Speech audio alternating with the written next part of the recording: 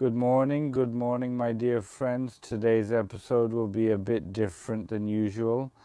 I won't be showing you any specialized ways of cutting anything or I don't know what we should fertilize our plants with.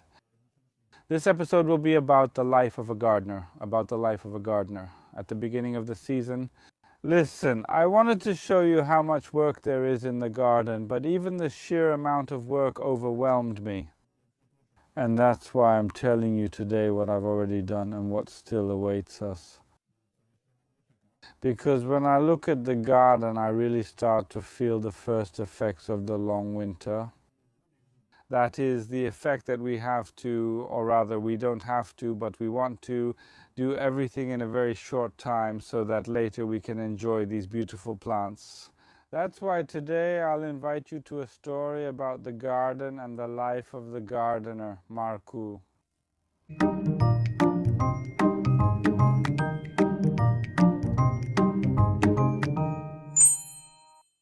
My garden, my dear friends, is a very unique garden.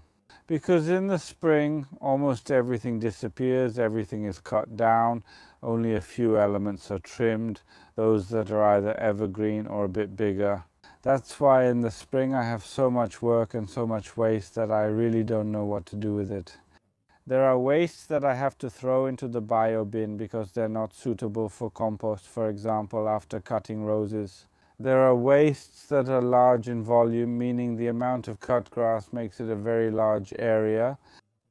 And there are wastes that are quite thick, which need to be chopped or ground somewhere so that they can be spread on the flower beds. And I have to deal with all of this somewhere at the beginning of spring. That's why I want to show you what it looks like. So it's not just that everything is beautiful, that the garden is a perfect garden, because it's never like that. And that's why I have a question for you. Do you also have so much waste in the spring, and what do you do with it? And if you want to see what I'll be doing next in my garden, remember my not so perfect garden, I encourage you to stay until the end, and most importantly, to subscribe. If you haven't done it yet, also turn on the notification bell. The most important thing, my dear friends, at the beginning of the season for me in my garden is pruning, all kinds of pruning. We've already pruned the climbing roses together. You'll see in a moment how I arranged them here, and you can also see how I did it in the previous video. I've already pruned the hydrangeas, which I've also talked about. I've pruned the wisteria, the buddleia, all the shrubs. So the most important work is absolutely done. But that's only part of the work, because there are still many other aspects of work in the garden ahead of me, and one of them is right here where I'm standing. Those who follow my channel know that there used to be a lawn here. Well, it's still here, but not for long. And what will be here, I'll tell you now. For a gardener to be more satisfied, there have to be some changes in the garden. And as I mentioned last year, this part of my garden where the lawn was, and this famous Italian sunny flower bed, well, this part is going to change a lot, and those changes have already started happening. Look, there was a lawn here. I went over it 3 times with a scarifier to tear it up deeply to remove that top layer of soil so I wouldn't have to get rid of it, so to speak, with a hard shovel. So there's already the first outline of everything. Once it dries, I'll go over it again. Flower beds will go here with a path added. The flower beds will be made of plants that like the sun, that are a bit gravel and drought loving, and I think they'll do great here. That's why I actually have a question for you. Do you have any great plants that work really well in such sunny, gravelly spots? Because I already have a plan for a few plants here, but there's still room for others. And before we start building this, it would be nice to check what could appear here. Well, as usual, I also start by analyzing this space and thinking about what else I can add here besides plants. And of course, I thought about decorations and supports. I already have a few different designs for supports, and they will appear here. Anyway, take a look at how nice they look, because I've already brought them here. That's why there should be plants here that can use these supports.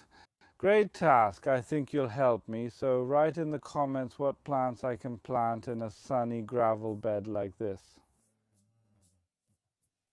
The most sensitive spot in my garden is the lawn, which always serves as the area to pull things out from all the beds around it.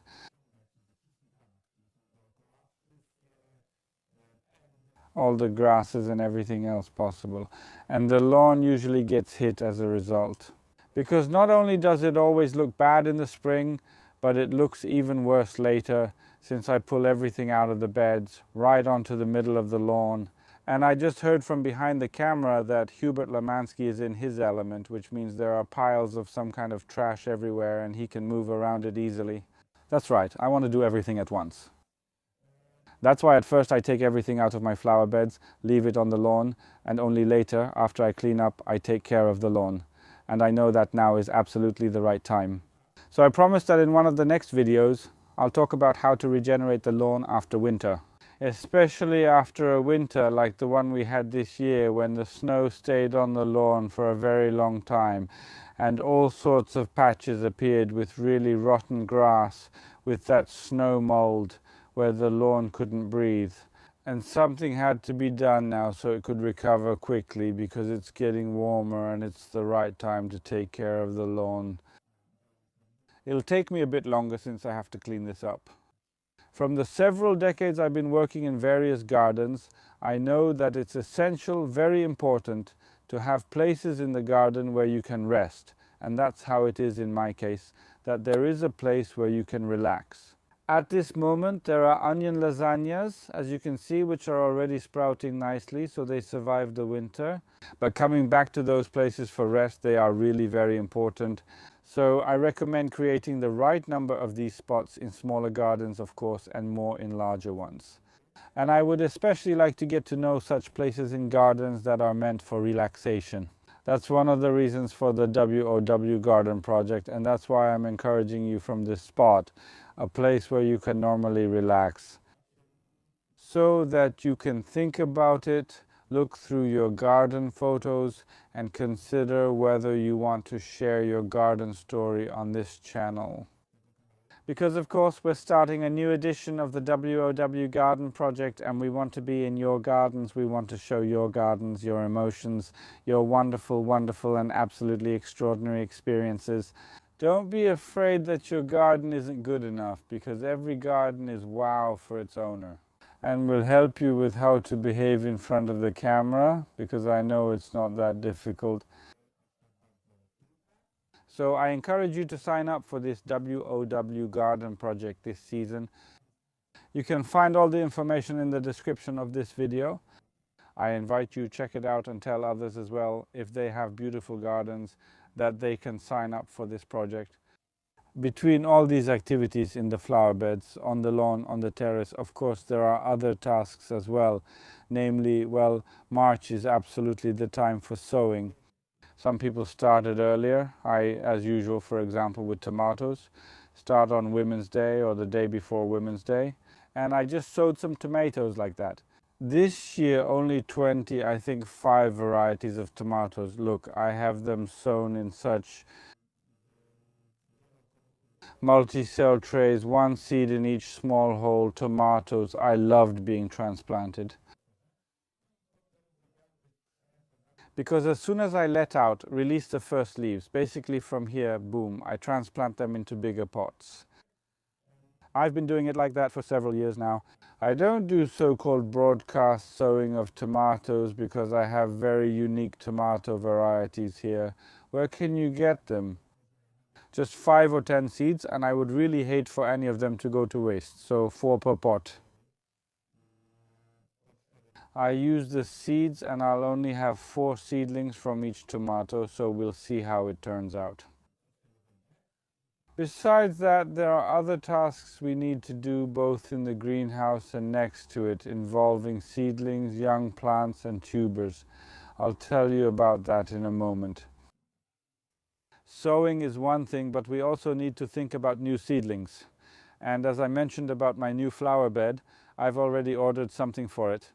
The first plants have already arrived, but I've also received dahlias that I plan to try out this season. Different varieties straight from the flower farm near Grobla from Asia. Look, great, these tubers are quite large. I follow the rule that I will pre-sprout these dahlias because for me, after planting them in the garden, dahlias have never bloomed. They used to get eaten mostly by snails, but since I started pre-sprouting and planting them bigger, the dahlias bloom. I have a few new varieties. White Wizard, I have Labyrinth here, which I really wanted, and Asia packed and sent them to me. I'm very happy about it. I also have some Cafe au lait, classic Everleans. We'll be testing them. There are both dinner plate dahlias, pompon dahlias, and more classic ones. Actually, I can't wait to plant them just a little longer, maybe a week or two. And I'll be making a dahlia display here in the greenhouse because I have some other dahlias too. But besides that, I also have upcoming orders for bulbs of various plants, some monardas, some extra geraniums, and remember, like sedum, oh, sedum, I mispronounced it, super sedum. Magical. So this year a lot will be happening in this new flower bed. And now, right away, if you order and they come in these plastic bags, it would be good for you to open them. It's best to plant them because I know that most of these are dahlias, which we can actually plant already now. But if you don't have space for that, and like in my case, when this flower bed is still being created, I'll just plant them in pots, leave them here in the greenhouse, or you can even keep them outside the greenhouse if you don't have one. Just make sure to water them well. And let them start sprouting already, and later you'll plant them out from these pots. I'm so eager to plant these because I finally have the right table for it, so I don't have to bend over, and it has the right shape, and it nicely kept the soil from spilling out. I've already told you that this year I set up, well, a kind of table in the greenhouse, actually a little repotting table, and it's working out really great. I started daydreaming, my friends, about that summer garden, those dahlias, perennials on my new flower bed, but we still have to wait a little longer. In the meantime, I left the greenhouse and came across my vegetable garden. Now that's a site that needs to be changed because the vegetable garden is another thing I should take care of, just like those thousands of other things in the garden. So I won't keep you any longer. I'm getting to work because it won't do itself. See you in the next episode.